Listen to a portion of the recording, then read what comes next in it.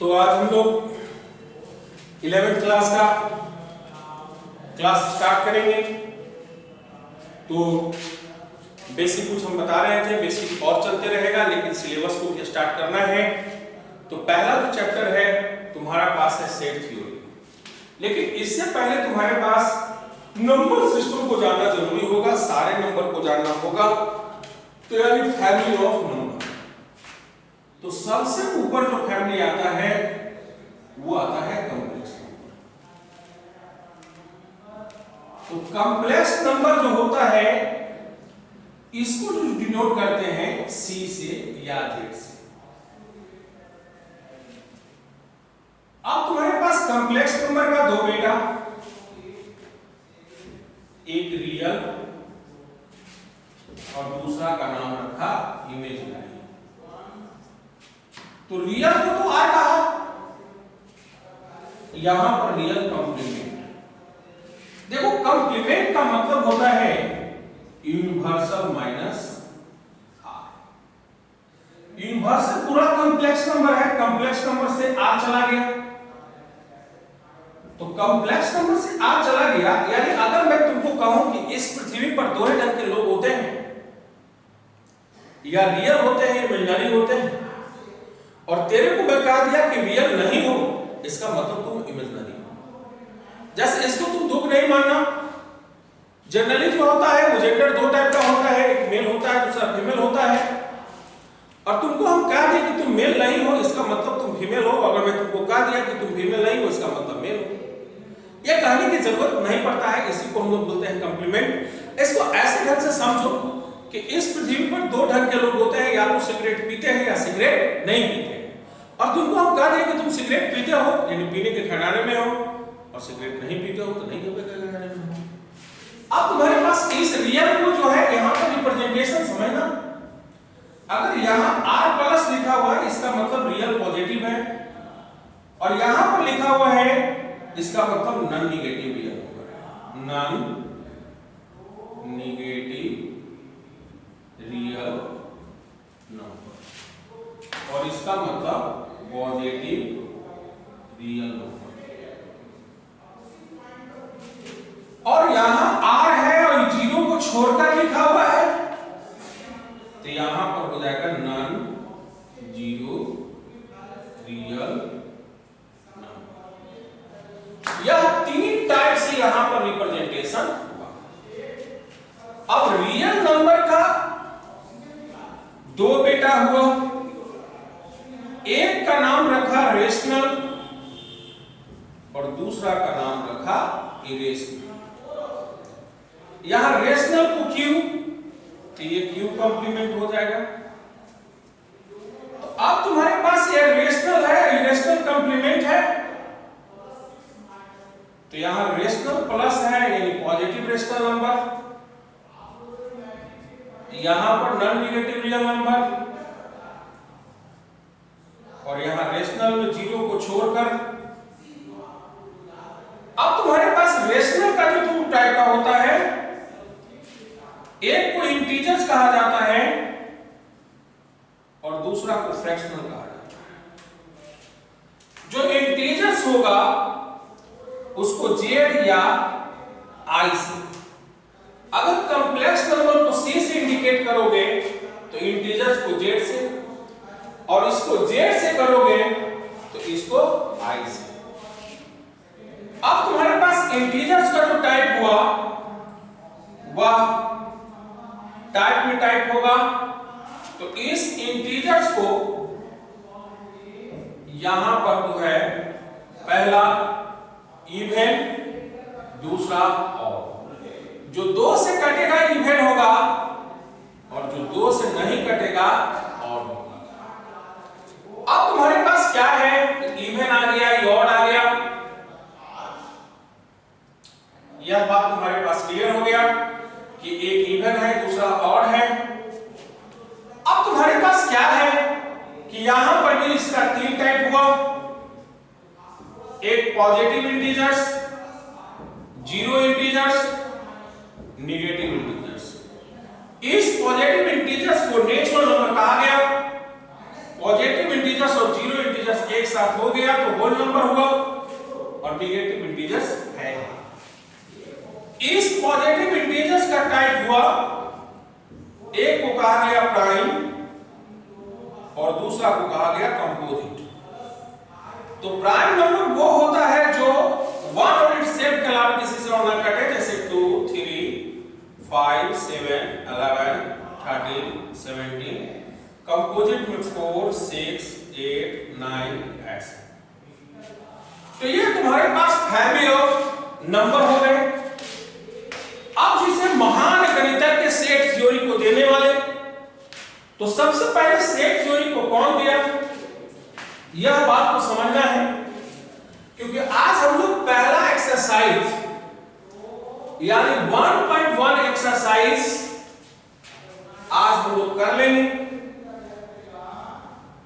चूंकि आपके पास बुक है या नहीं है, आप हम ही को बुक समझें, तो अभी हम लोग एनसीईआरटी लेके चलेंगे, फिर मैं पीडीएफ दूंगा, अब तुम्हारे पास उससे भी तुम्हारे पास कंसेप्ट क्लियर होगा। तो अब तुम्हारे पास क्या है ना, यह बात तो तुम्हारे पास समझना है। तो तुम्हारे पास पहला है सेट थ्योरी।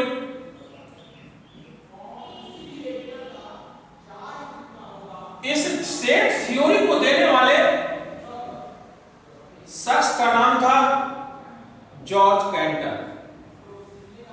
जॉर्ज कैंटर साहब ने सेट थ्योरी को दिया, या 1860 को सेट थ्योरी को जन्म दिया। अब तुम्हारे पास सेट थ्योरी कब हुआ, तो 1860 को कौन दिया, तो जॉर्ज कैंटर साहब दिया। तो पहला प्रश्न उठता है कि सेट क्या है। देखो, आदमी कहता है कि सेट 3 सेट ले लीजिएगा। अब मैं 3 सेट अगर ऐसा ले लिया, एक धोती ले लिया और एक शर्ट ले लिया, तो तुम बोलोगे ना कि धोती के साथ कुर्ता होता है सर, और शर्ट के साथ पैंट होता है, यानी वहां पर वेल डिफाइंड होना चाहिए। तो जॉर्ज कैंटर साहब का एक ही कथन था कि ये collection of object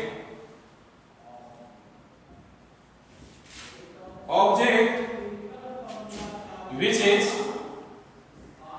well defined,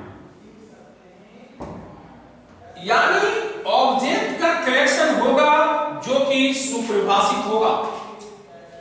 well defined करने का सेंस, कहने से स्पष्ट हो जाए कि मैं इन्हीं को कह रहा हूं, या well defined means clarification,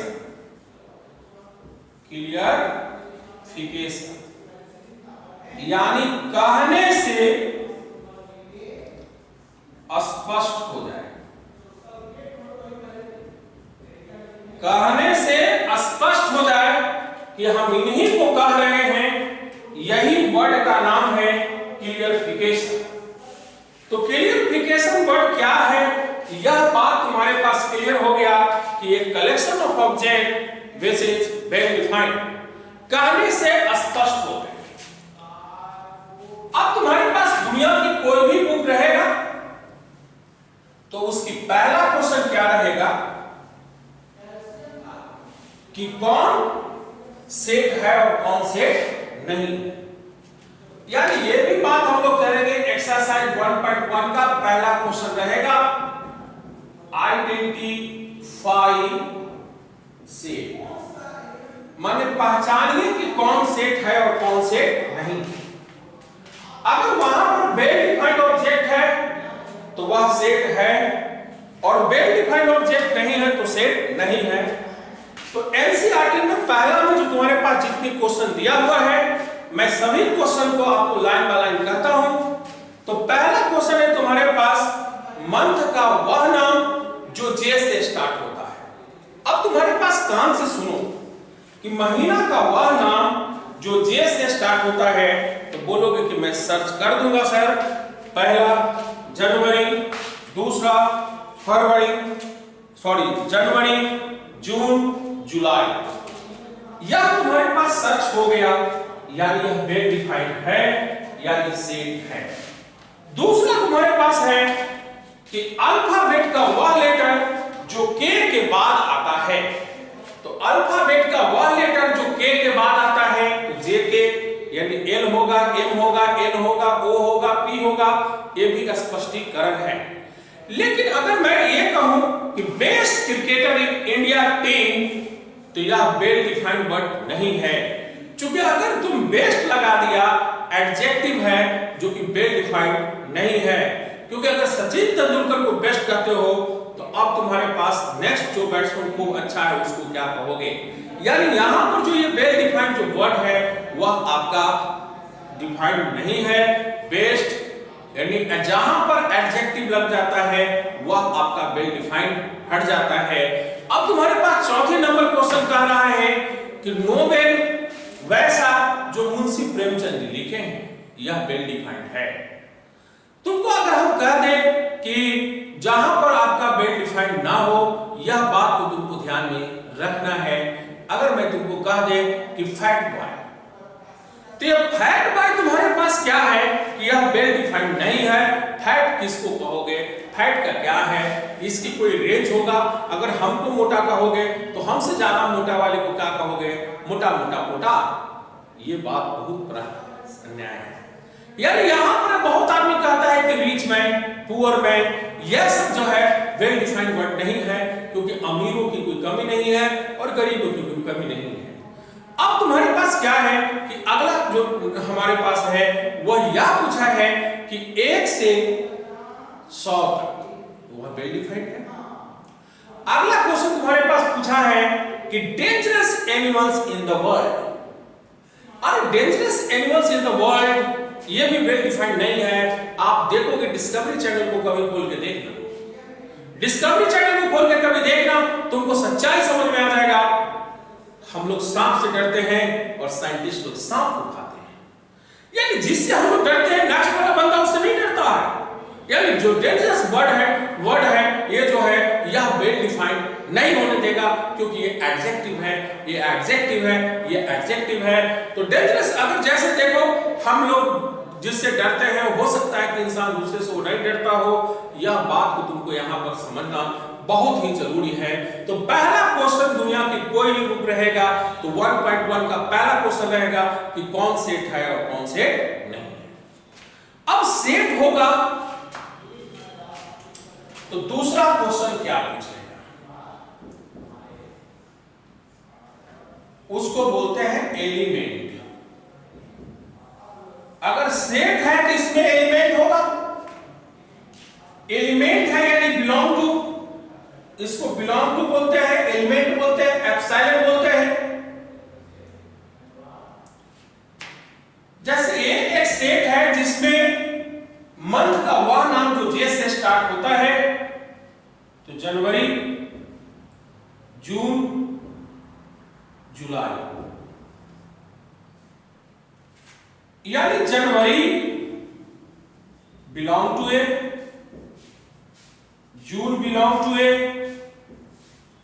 July belong to A, but August not belong to A. तो अगर एनसीईआरटी किताब देखोगे तो तुम्हारे पास 1.2 में यही कहा है कि कौन बिलोंग करेगा और कौन बिलोंग नहीं करेगा। यानी इसमें belong to, not belong to, fill in the blanks भी हो सकता है और ट्रू एंड फॉल्स भी हो सकता है। इसमें दो टाइप से क्वेश्चन पूछेंगे, फिल इन द ब्लैंक्स। तो अगर उसमें ब्लैंक्स को फिल करना होगा तो दो ही सिंबल आएंगे, belong to, not belong to. और दूसरे टाइप के अपने पास क्वेश्चन पूछा जाता है ट्रू एंड फॉल्स, यानी ट्रू या फॉल्स। यानी या तो ट्रू होगा या तो फॉल्स होगा। एनसीईआरटी का जो दूसरा नंबर क्वेश्चन है वह बात को समझो। एक सेट है जिसमें सदस्य दिया हुआ है 2, 4, 6, 8, 10। अब 2 belong to A, yes.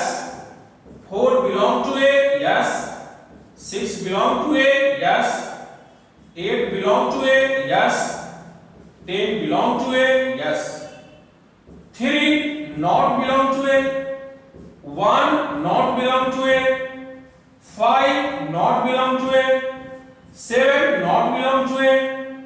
9 not belong to A. अरे यार उसमें एलिमेंट रहेगा तो बिलोंग करेगा, एलिमेंट नहीं रहेगा तो बिलोंग नहीं करेगा। यह बात तुम्हारे पास करना होता है। जैसे देखो तुम लोग अगर 10th का एग्जाम देके आए तो 10th में जो तुम पेपर लिया था, अगर तुम जो भी बोर्ड से हो मैं नहीं जानता, तो एक मैथ्स लिया होगा, दूसरा नेचुरल साइंस, तीसरा सोशल साइंस, चौथा इंग्लिश और हिंदी।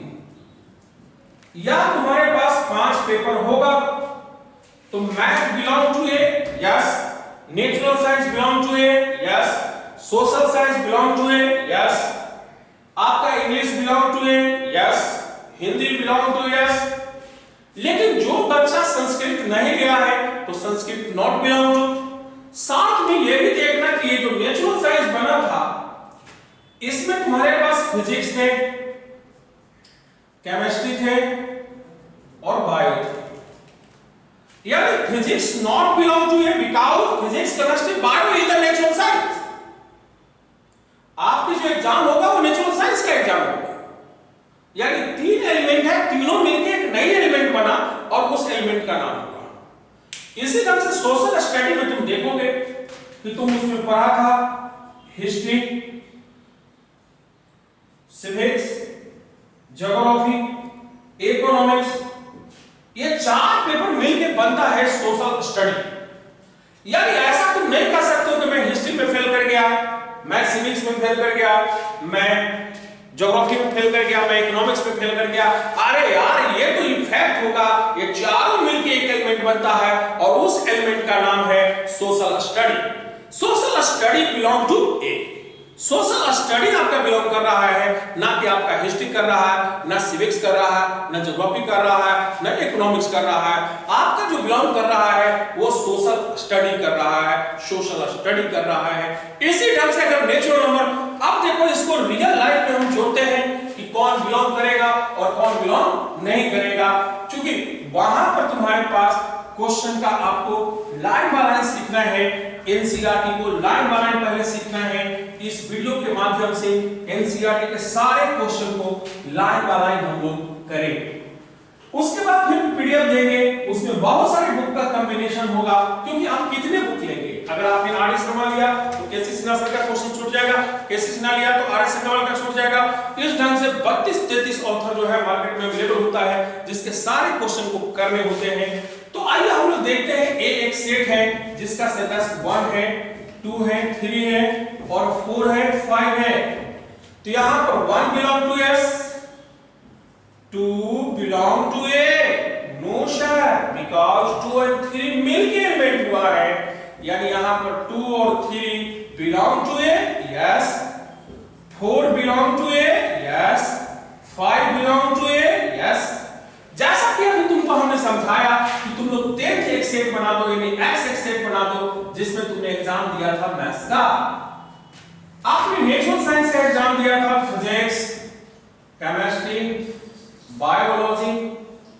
आपने सोशल स्टडी का एग्जाम दिया था, ज्योग्राफी, हिस्ट्री, सिविक्स, इकोनॉमिक्स और आपने दिया इंग्लिश का और हिंदी का। अब यहां पर आप देखें कि math belong to X, yes, English belong to X, Hindi belong to X, but physics not belong to X. Because physics, chemistry, bio अगर तीनों मिल जाएगा तो यहां पर तब होगा, यानी physics, chemistry, bio belong to X.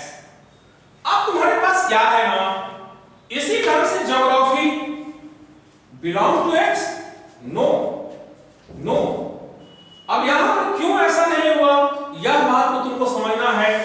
अब तुम्हारे पास history belong to X, civics belong to X, economics belong to X, no, no, no. यानी तुम्हारे पास क्वेश्चन नंबर 2 तुम्हारे पास जिस टाइप से भी रहेगा तो बन जाएगा। अब एलिमेंट आया तब उसको रखने के लिए यानी representation of set theory. Set theory को कैसे रिप्रेजेंट करेंगे? तो जैसे देखो तुम लोग आया तो सबसे पहले तुमको एक मैं ग्रुप में जोड़ा, यानी ग्रुप में जोड़ा, व्हाट्सएप ग्रुप में तुम लोग को जोड़ा। तो अब जैसे मान लिया जाए कि आया, इसमें आया रमेश, गणेश, सर्वेश, सुरेश, ये सब आया, सबको मैं सेपरेट सेपरेट लिखा। अब तुम लोग में खास गुण है कि तुम लोग मैथ का स्टूडेंट है, यह खास गुण प्रकट हुआ। यानी रिप्रेजेंटेशन ऑफ सेट, सेट को रिप्रेजेंटेशन दो टाइप से करते हैं। पहला रोस्टर फॉर्म या टेबुलर फॉर्म या लिस्ट। इसका मतलब होता है अलग अलग करके लिखते हैं, यानी इसमें हम लोग अलग अलग करके लिखते हैं। यहां पर आया सेट बिल्डर फॉर्म,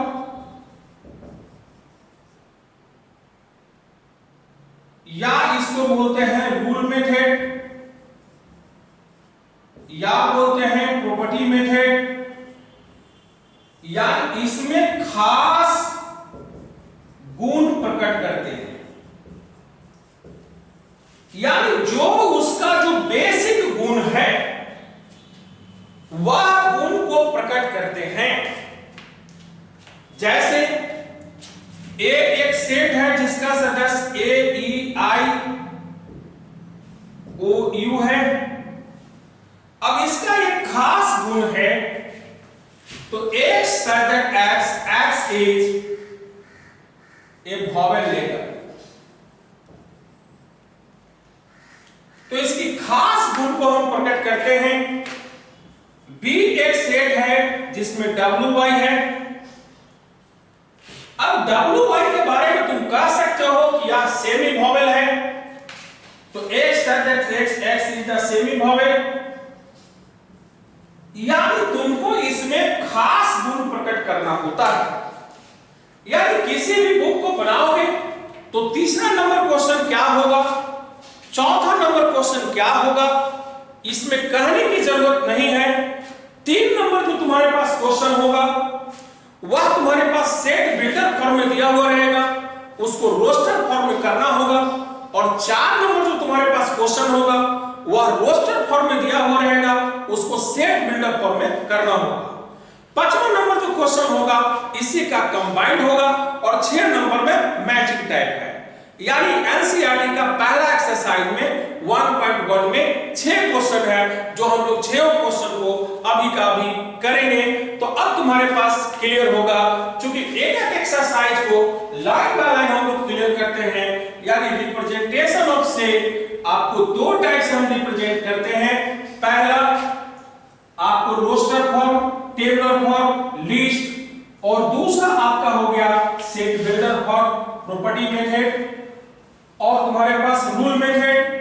यह दोनों मेथड में हम लोग को रिप्रेजेंट करना होता है। अभी मैं कुछ क्वेश्चन दूंगा जिसे तुमको करना होगा। तो सेट बिल्डर फॉर्म में क्वेश्चन नंबर 3 हम सेट बिल्डर फॉर्म में देंगे, जिसे तुमको रोस्टर फॉर्म में लिखना होगा।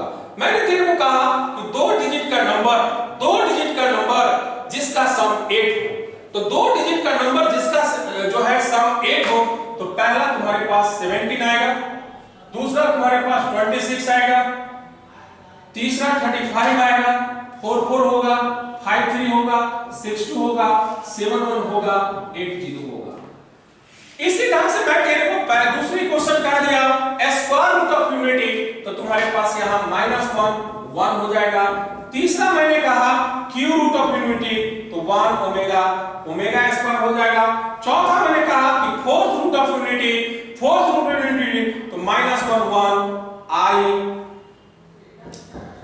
-i होगा। इसी ढंग से मैंने 5वां कह दिया कि सेमी वॉवेल, तो WY होगा।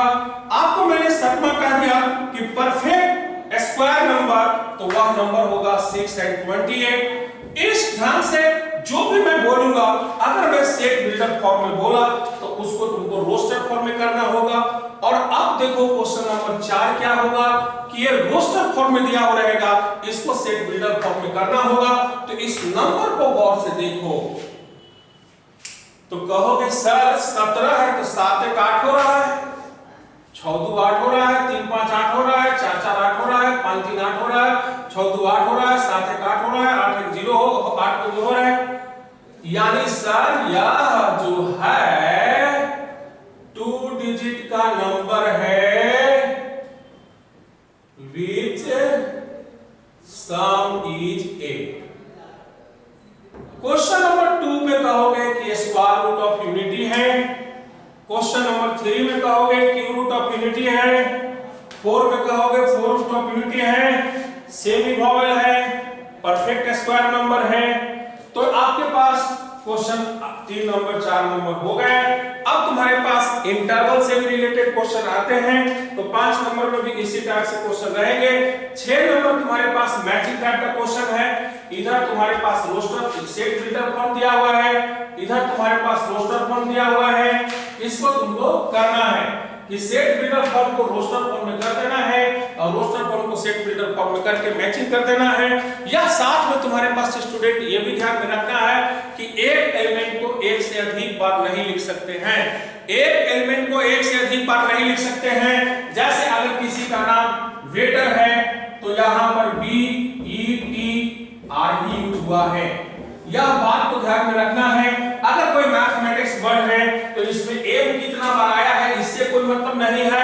ये एलिमेंट को एक ही बार काउंट करते हैं, एक एलिमेंट को एक ही बार काउंट करते हैं। तो मैचिंग टाइप का भी क्वेश्चन तुम बना लोगे। तो अब तुम्हारे पास एनसीईआरटी का एक्सरसाइज 1.1 सेट थ्योरी का समाप्त हो गया। अब तुमको इसको बना लेना है बाबू। जहां दिक्कत होगा इस पर कमेंट कर देना है। तो अगली क्लास जो इसका 11th क्लास का हम लोग डालेंगे वह 1.2 है, जिसमें टाइप्स ऑफ आपको सेट थ्योरी जानना है। तो सेट थ्योरी का टाइप्स का हम बात करेंगे तो वहां पर 2 टाइप का होगा, चाहे तो एलिमेंट होगा एलिमेंट नहीं होगा। अगर एलिमेंट होगा तो वह आपका नल सेट कहलाएगा, एलिमेंट नहीं होगा तो वह नल सेट कहलाएगा। इसके बारे में हम बात करेंगे। तो फाइनाइट इंफिनाइट सारे क्वेश्चन को हम लोग चर्चा करेंगे। ठीक है, धन्यवाद।